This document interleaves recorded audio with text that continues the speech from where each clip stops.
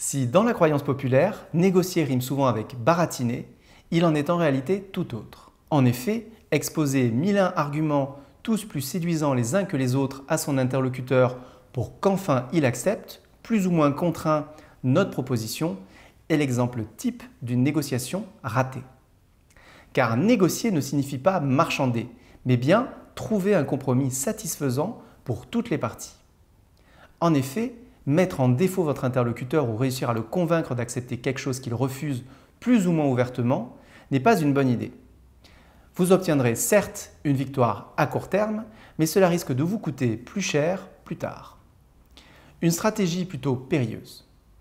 Camper sur vos positions en affirmant dès le départ que vous ne pouvez pas faire mieux, sans même écouter les arguments et ou besoins de la partie adverse, donnerait lieu à un déséquilibre dans la conclusion de la négociation. Vous remporteriez la négociation au détriment de la partie adverse. C'est pourquoi une négociation doit être menée avec tact.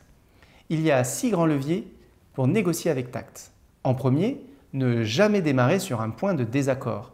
Compensez par un point facile sur lequel vous allez pouvoir lancer positivement les échanges. En numéro 2, un négociateur n'active jamais l'ego de son interlocuteur. Pour cela, il ne faut jamais faire de remontrances ou de reproches d'ordre personnel ou sur la qualité du travail de la personne. En point numéro 3, valorisez sincèrement le travail réalisé par vos interlocuteurs et l'entreprise en général, quand cela est possible. En 4, savoir être apprécié par son interlocuteur, par son attitude et sa bonne humeur.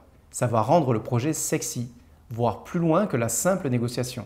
Savoir donner envie aux fournisseurs de travailler avec vous et de faire les efforts nécessaires.